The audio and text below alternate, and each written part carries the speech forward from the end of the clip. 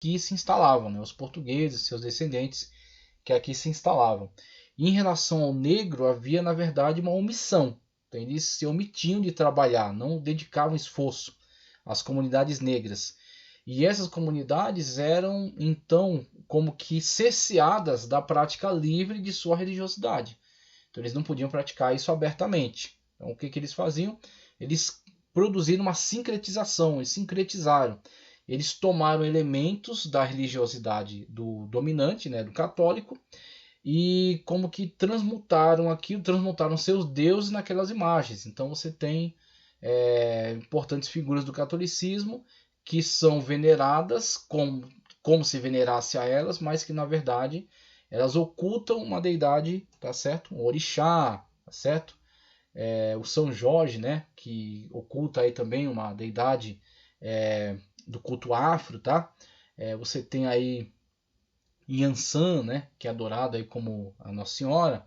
Então você tem diversos elementos aí da religiosidade africana, ok? Que são ocultados sob essas figuras dos santos da Igreja Católica. Você tem então esse sincretismo que produziu o que chama-se de baixo espiritismo. A gente vai ver um pouco mais sobre isso aqui, vai ter uma leitura específica sobre isso. Outro fator que contribuiu grandemente para a formação do catolicismo latino-americano foi a falta de uma abordagem pastoral que integrasse os ameríndios e negros mais profundamente à fé cristã, aquilo que eu acabei de falar. Não teve um trabalho muito profundo aí de conversão. Em lugar de entendimento e dedicação, os missionários satisfizeram-se com o batismo e a conformidade formal exterior. E você tem um trabalho denominado inculcação, tá certo? Então, uma vez que eles admitem publicamente essa fé, tá certo? Um nominalismo, vamos dizer assim, foi batizado, declara-se católico, frequenta a missa, tá certo? Fez a crisma, né? E tomou a primeira unção, ok? Participou da hóstia, acabou, ele é católico. Então, as práticas pessoais dele, no seu ambiente privado, ou o que ele verdadeiramente crê a partir de uma análise, isso não importa, não interessa. O que interessa é esse trabalho externo que se fez e conseguiu essa admissão, que se admitisse publicamente ser católico. Então, uma vez que trabalhou-se dessa maneira, construiu-se uma fé apenas nominal. E, na verdade, isso continua sendo verdade até hoje. Você tem, a partir dos movimentos carismáticos, uma mudança. Né? Então a Igreja Católica passou por fortes mudanças, principalmente depois do Vaticano II. Ok? Mas essas mudanças elas não foram tão longe ainda. Então existe já muitas comunidades católicas que estão se engajando muito mais, estão querendo saber muito mais acerca do Evangelho, muitos padres que estão se dedicando aí muito mais à pregação, mas isso ainda não é a maioria. Ok? Isso tem crescido constantemente, principalmente para combater o pentecostalismo, que tem crescido avassaladoramente, tem ganhado muitos números, tá ok? Tem se espalhado ao longo do território nacional e internacionalmente também tem se tornado muito forte. Então, para tentar deter essa onda pentecostal, eles adotaram esse chamado movimento carismático e trouxeram transformações importantes aí para a sua liturgia, com padres agora pregando com veemência, em cânticos, tá certo? Uma liturgia diferenciada, não mais engessada naqueles ritos sacramentais, né? Mas com mais movimento, um culto que parece muito de uma igreja pentecostal ou neopentecostal, né? Então se assemelhando muito mais a uma neopentecostal, na verdade, né? Do que uma pentecostal histórica. Então você tem esses movimentos que é uma outra contra-reforma, né? Uma contra-pentecostalismo, por exemplo. O caso dos negros no Brasil é também significativo, tanto com respeito à falta de uma abordagem pastoral, como o caráter obrigatório tomado pelo catolicismo. Eles foram importados como escravos da África, aquilo que eu já abordei, né? Nos séculos 17, 18 e 19, no século 18 e 19, há centenas de milhares. Todavia, a sua terrível situação jamais tocou a sensibilidade dos representantes da igreja. Isso é uma falta gravíssima, tá ok? Então isso fica para a história, inclusive o Papa João Paulo II pediu perdão, inclusive esse perdão da igreja também abrange a situação do período escravagista, né? Dos grandes períodos escravagistas aí. Vamos lá. Missionários haviam seguido para Angola e Moçambique. Missionários haviam seguido para Angola e Moçambique, a fim de implantar o cristianismo, mas no Brasil não foi feito nenhum esforço para evangelizá-los ou aliviar sua situação de escravos. Da mesma forma que os ameríndios na América Hispânica, eles conformaram sua vida religiosa às formas externas do catolicismo.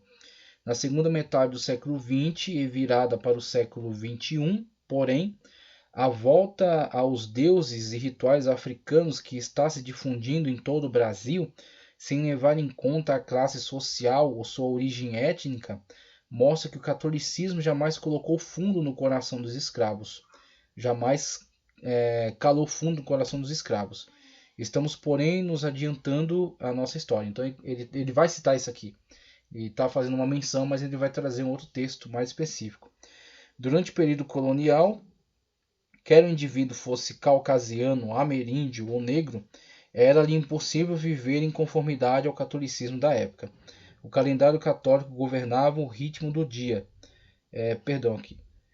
O negro era impossível viver sem conformar-se ao catolicismo da época. O catolicismo dominava toda a vida, né, toda a situação. O calendário católico governava o ritmo do dia, as estações e o ano inteiro. O negro entrou nesse ritmo ao lado do branco, embora subordinado a este.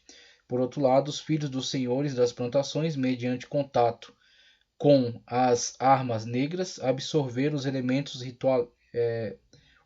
religiosos africanos e os combinaram com o seu catolicismo, que as próximas gerações vão manifestar, né, essa sincretização cada vez mais forte, essa mistura, né, dessas culturas, a cultura negra e a cultura desses conquistadores europeus, tá ok? Outro texto que eu quero trazer, breve texto aqui, sobre o sincretismo, formas culturais de catolicismo no período colonial. E aí já parti para a próxima. Sincretismo é o termo usado para expressar a combinação de crenças e práticas religiosas indígenas e ou africanas com a fé e as formas católicas europeias. Inclusive, foi bom ele citar aqui, não somente algumas práticas ritualísticas, tá certo? Da cultura, né, da religião africana, mas também indígena. Você tem muita penetração de xamanismo, tá certo? Xamanismo, culto à natureza, tá ok? Esse tipo de adoração, os espíritos, né, da floresta, muitos elementos da cultura indígena também foram incorporados. Então, os católicos tiveram contato, né? Catequizaram muito desses índios, mas estabeleceram ali, na verdade, um nominalismo cristão, e muitos deles mantiveram muitos aspectos de sua cultura, e quando foram alfabetizados, comunicaram agora esta cultura, esse saber, na língua que receberam, tá ok? Então, você tem esse processo no qual também muito da cultura indígena vai agora interagir, tá certo? Com essa população portuguesa, né? E com até a população negra que estava presente agora na Terra. Então vai ter uma formação, né, de um sincretismo que embarca esse misticismo indígena, essa cultura africana, tá certo? Essa religiosidade africana e o catolicismo oficial da Europa. Então isso aí vai dar essa religiosidade maluca aí do Brasil. Você tem Centro Espírita Caboclo Sete Flechas, por exemplo. Olha o nome. Centro Espírita Caboclo Sete Flechas. Tem espiritismo kardecista, que surge na Europa, tá certo? Allan Kardec. Você tem elementos indígenas, caboclo, né? E você tem na prática dele, quando você vai observar, né, a forma, né, a liturgia dele é uma liturgia africana. Então você tem aí essa mistura, né, essa completa mistura aí de elementos. Indígenas e africanas com a fé e as formas católicas europeias. Tá? O catolicismo oficial, você tem, por exemplo, aquela igreja Nosso Senhor do Bonfim, onde aquelas baianas vão lá e fazem a lavagem da escada, né? Jogam ali alguns produtos lá, né, que elas usam como meio de purificação. Então você tem aí o sincretismo, essa aproximação. Principalmente agora, depois do Vaticano II, né, com alguns papas aí investindo pesado no movimento ecumenista, né, o ecumenismo. Você tem inclusive a tal da Pachamama aí que foi celebrada, né, como que sendo incorporada agora ao catolicismo. Então você tem esses movimentos que são feitos aí como uma forma de politicagem, uma forma de a igreja tentar manter a sua supremacia. Nem converte corretamente as pessoas de acordo com o evangelho, mas também tenta manter a sua influência de alguma maneira, né? Tentando incorporar alguns de seus elementos para poder manter a sua influência. Fez isso antigamente em relação às tradições romanas, tá, okay? Inclusive as procissões foram uma incorporação desse cristianismo institucionalizado em relação às tradições romanas antigas. Quem fazia procissões era o culto pagão romano, que saía lá, né, de um templo e até o outro, celebrando aquele deus, fazendo sacrifícios e tal. Era a procissão, era uma prática romana. E a igreja, quando se institucionalizou, incorporou para si. Tirou os elementos pagãos, colocou os elementos cristãos e embarcou nessa prática. Então isso que aconteceu lá atrás, acontece também na situação aqui da colonização das Américas. O resultado foi a formação do chamado catolicismo popular, uma fé viva bem distante dos ritos e crenças oficiais da igreja, por muito tempo considerado como o bode expiatório. O sincretismo produziu mais recentemente defensores dentre as fileiras dos historiadores da igreja, Romart e Dussel, e sociólogos C.R. Brandão e R. Alves. Eles fazem o leitor lembrar que as mesmas forças estavam em operação quando a Europa foi cristianizada na Idade Média, que eu acabei de citar. De fato, o catolicismo ibérico era uma mescla sincretista de fé e cultura por ocasião da conquista das Américas. Até mesmo o grande reformador arcebispo Ximenes de Cisneros, 1436 a 1517, possuía palácios e exércitos. Toda a fé vive, pelo menos em parte, de acordo com a amplitude em que é contextualizada. Aí você tem a situação, né, dessa contextualização da igreja de acordo com o momento e a incorporação que ela faz de alguns elementos do seu contexto, né, do seu período histórico, local, né, situação e tudo mais. Dussel pensa que a religião católica dos ameríndios não era tanto um sincretismo, mas um catecismo iniciado e nunca concluído. Ele fez o leitor observar também que o espiritismo no Brasil é uma das poucas religiões mistas. E aí você tem, somente até aqui, tem mais coisas, mas a gente vai ler depois. Mas você tem, inclusive, interessante ele citar no final aqui, né, dessa leitura que fizemos, essa tal, né, dessas religiões mistas. Então, de fato, eu cheguei a ter experiência com isso, tive experiência pessoal. Na minha infância, sendo oficialmente católico, mas frequentando centros espíritas, tá certo? De fim de semana. E de acordo com a situação, se tivesse algum problema lá, podia até num terreiro de Umbanda encomendar um trabalho. Então, você tem o sumo, né, do sincretismo. Eu vivi isso aí na minha própria prática de vida, na minha infância. Então, assim, né, que geralmente o brasileiro lidava, né, com essas situações, né? Ele adotava essa forma mista, né? Indo, né, frequentando, participando de uma forma livre dessas diferentes manifestações de fé, tá ok? Então, esse é, de fato, a maior expressão de sincretismo. Com o crescente interesse, inclusive ele até critica, dizendo que nem é tanto, ele nem vê tanto sincretismo, mas sim um catecismo mal concluído, né? Então começou a catequizar, mas nunca chegou até o fim, deixando que elementos ali permanecessem, né? Esses elementos continuam vivos. Com o crescente interesse das coroas portuguesa e espanhola na extração de riquezas dos novos territórios descobertos, houve também o forte interesse de muitas ordens católicas de se estabelecer nos territórios. Então aquele fluxo, né, de jesuítas, né, que vinham para cá, atrás de fundar missões, catequizar os índios, franciscanos que vinham aqui fundar seus colégios, trabalhar com os brancos, também com algumas populações indígenas, tá ok? Muitas autoridades eclesiásticas que, debaixo do patronato da coroa portuguesa ou espanhola, estabeleciam aqui suas dioceses, organizavam suas paróquias, né, suas igrejas. Então você tem agora toda uma estrutura, né?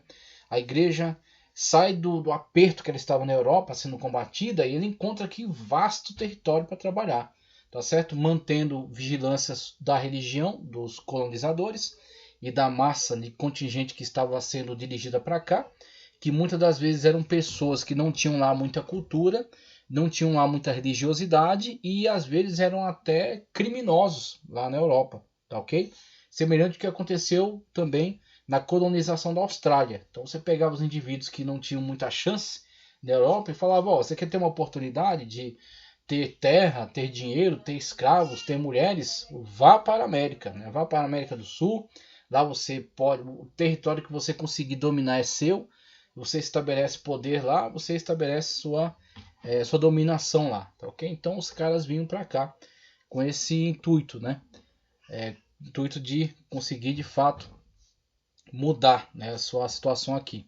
Então muitos desses religiosos vieram para cá exercer vigilância sobre estes, tá ok? Vigilância em relação à fé, para que não virasse uma loucura aqui, né? Então, de fato, organizar, né, a vida espiritual desses que vinham para cá para colonizar, catequizar os índios, e em relação aos negros não se deu tanta atenção. Então os negros aqui, de certa forma, absorveram parte da cultura católica para si, para poder tentar validar a sua fé, né, produzir então esse sincretismo, adorando os deuses católicos como se fossem os seus deuses africanos.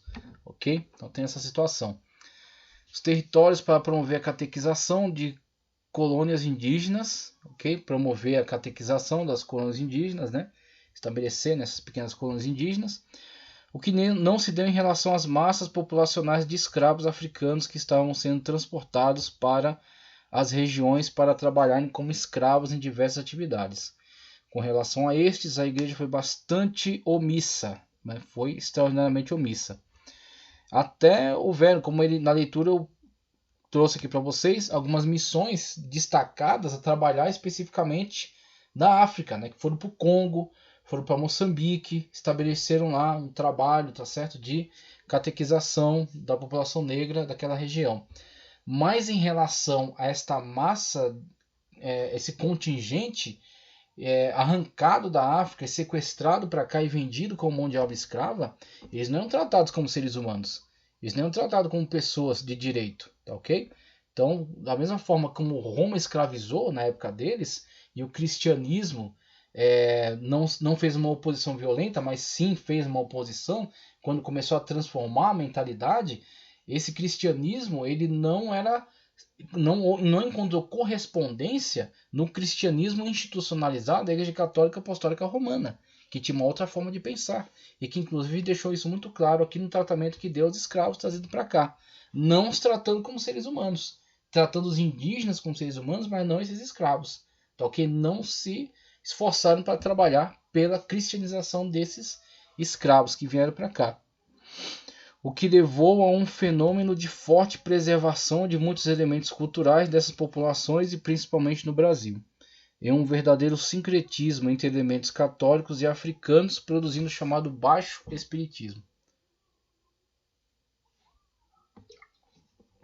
Deixa eu trazer um texto aqui a respeito disso, muito interessante. Está na página 396. Vamos lá, vamos ver esse texto aí. Com certeza vai enriquecer o nosso entendimento em relação a isso. Vamos ver. 396 vai nos falar melhor acerca disso. Os escravos africanos e a religião. Olha só o que acontece aqui. A presença de africanos no Brasil exige menção especial devido à sua influência sobre a mentalidade brasileira e ao aparecimento e difusão do espiritismo em todo o Brasil em época posterior. Ao viajar através da América Espanhola, ficamos impressionados com a quase total ausência de representantes da descendência africana, com exceção naturalmente das ilhas do Caribe. O Brasil, por outro lado, desde o norte até o sul, mostra essa presença, especialmente na Bahia e Rio de Janeiro. Impressiona igualmente, no Brasil, a quase total ausência das características faciais típicas dos ameríndios, tão predominantes na América Espanhola. Existem também diferenças surpreendentes quanto à aceitação geral dessas duas raças na sociedade como um todo. Esta seção tentará esboçar alguns dos principais fatores envolvidos na importação e integração do negro na sociedade brasileira. A seguir será feita uma análise da sobrevivência da religião africana e seu renascimento no século XX. Aí vai falar integração do negro.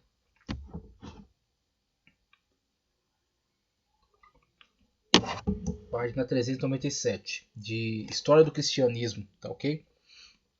Early e Carnes.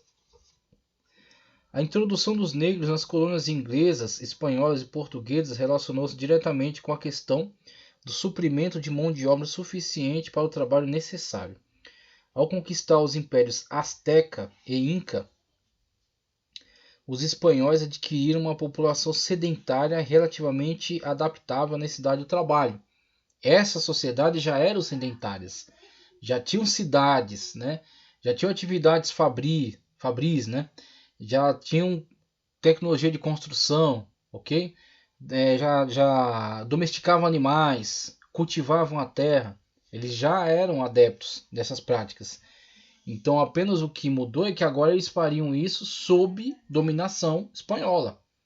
Eles agora eram escravos, ok? Mas eles já tinham esta prática, diferentemente dos índios presentes aqui, né, da maioria, né, dos índios presentes aqui na América do Sul, aqui no território brasileiro, né, que era constituído de tribos nômades e guerreiras. Vamos lá. Aqui dos incas, astecas que eu li, deixa eu encontrar aqui. Certo. Relativamente adaptável à necessidade de trabalho. Os portugueses encontraram tribos nômades, caçadoras, que não haviam sido anteriormente dominadas por outros ameríndios. Essas tribos também não se achavam concentradas em áreas relativamente compactas, estavam espalhadas por um vasto território coberto de florestas, né? Segundo os exploradores portugueses, os exploradores portugueses não encontraram prontamente metais preciosos como aconteceu com os conquistadores espanhóis.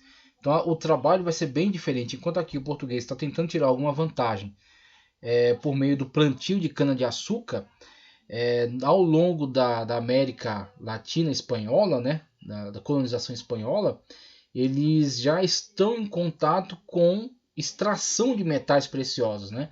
Já tem essas populações sedentárias, eles já tinham tido contato, né, com a extração e uso desses materiais, e eles vão então dominar essas populações e requerer, né, e obrigá-los a extrair agora esses materiais para eles. Então o foco foi sobre o benefício, né, da extração desses materiais preciosos. Olha só. Como aconteceu com os conquistadores espanhóis. Quando a coroa decidiu colonizar o Brasil, 1549, a decisão envolveu a implantação de ambas unidades agrícolas que exigiriam a escravatura. Por volta do século XVI, a própria Lisboa tinha pouca mão de obra disponível para a agricultura e começou a importar escravos da África. Por volta de 1550, 10% da população de Lisboa era composta de escravos. Lá em Lisboa, em Portugal já, né? A mesma solução para as necessidades agrícolas da colônia pareceu-lhe natural. Embora os portugueses estivessem ativamente envolvidos no mercado escravo antes da implantação da colônia no Novo Mundo, comparativamente poucos negros foram introduzidos na mesma durante 2 primeiros séculos de sua existência. Smith atribui este fato, em grande parte, às guerras com a Holanda. Esta, porém, dificilmente parece ser uma razão suficiente, visto que as armadas portuguesa e espanhola dominavam os mares na época. Roger Batiste dá a composição da população brasileira como segue. Ele cita aqui, para o ano de 1585, teríamos então 24.750 brancos e 14.000 negros, ok? Para o ano de 1600 já seriam 30.000 brancos, 30.000 negros, está equilibrado, né? Para o ano de 1600. Em 1660 você já tem a virada com 74.000 brancos para 110.000 negros. Em 1798, 1.010.000 brancos para 1.988.000 negros. 1817 seriam então 1.302 brancos para 2.515.000 negros. E ano de 1872, aí você já tem uma transformação com o acréscimo de uma outra população. 3.854.000 brancos para 2.515.000 negros.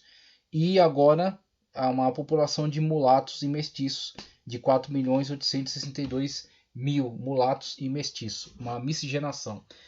Já havíamos falando de sincretização, agora miscigenação, mistura dessas raças. Inclusive isso para mim é a grande bênção do Brasil, a miscigenação. E não fica essa coisa absurda, né, claro que não é a miscigenação, não elimina o racismo, né? Mas pelo menos ameniza o impacto, né, desse racismo, uma vez que quando você tem lugares que ainda tem muito forte a segregação racial, essa separação muito estabelecida, né, das raças, geralmente fica fomentando sempre essas práticas racistas. Enquanto aqui, com essa miscigenação, você tem cada vez mais a quebra disso, né? Então você tem a amenização cada vez maior disso. Este gráfico da população contém evidentemente muitas falhas quanto à exatidão dos dados e a completa omissão dos números da população ameríndia. Esta, como é natural, seria impossível de ser calculada na época por parte dos colonizadores. O que ele indica é a proporção relativamente pequena da população negra em relação à europeia após meados do século XVII. O esforço para suprir mão de obra agrícola para a colônia tomou 3 formas nesses últimos 400 anos. Primeiro, a caçada, captura e escravidão dos ameríndios durante os 2 primeiros séculos. Isso foi seguido da importação de milhares de escravos negros da África, a fim de trabalharem nas plantações de açúcar. Terceira tentativa feita em São Paulo, a fim de garantir mão de obra barata, depois da proibição da escravatura, de importar italianos e japoneses para trabalhar nas fazendas de algodão e café. Tá certo? Trabalhando nas fazendas de algodão e café. Mais de 1 milhão de italianos imigraram para o Brasil e cerca de 200 mil japoneses foram registrados tendo vindo para São Paulo em 1925 e 1940. Esses 2 elementos davam lugar a uma mudança étnica e cultural importante no estado de São Paulo. De fato, é isso que nós vemos, né, aqui no estado de São Paulo. Essa presença, né, desses contingentes populacionais que, de fato, né, influenciaram beneficamente, trouxeram muitas coisas boas e estabeleceram cultura, né, estabelecendo sua cultura aqui nessa região. E que, na verdade, vieram para cá debaixo de uma promessa falsa. Eles acreditavam que chegariam aqui tirando toda uma estrutura para recebê-los. Eles iam ter aqui um trabalho, né? Iam ter aqui toda uma estrutura pronta, né? Para eles trabalharem, enriquecerem aqui, né? E conseguirem mudar a sua vida. E na verdade, chegando aqui, encontraram uma estrutura muito precária, né? Muito, muito precária mesmo, muito atrasada. E eles tiveram que enfrentar grandes desafios para se fixar aqui na região e conseguirem então um crescimento, né? Então se manteram muito coesos, né? Durante muito tempo. Os italianos se integraram mais. Os portugueses então, os portugueses entraram na mistura aí no liquidificador juntamente com os índios e os negros, né? Os italianos se integraram um pouco mais, os japoneses são tanto mais fechados dentro das suas comunidades, mas também estão cada vez mais se integrando dentro da comunidade geral, tá ok? Então nós temos aí o Brasil, né? Que o Brasil é multicolorido, né? O Brasil é maravilhoso nesse aspecto. Voltemos ao processo de suprir escravos para a colônia. Durante o período colonial, o Brasil foi dominado pelas grandes plantações de açúcar, o engenho, as fazendas pequenas, o engenho, as fazendas pequenas eram desconhecidas. Esses latifúndios tinham cerca de 200 escravos cada um. Durante o século XVI e XVII, os paulistas percorriam todo o comprimento e largura do que é hoje o Brasil e o Paraguai. Eles procuravam a sua caça onde pudessem encontrá-la, seja no estado natural ou já reunida pelos jesuítas em aldeias.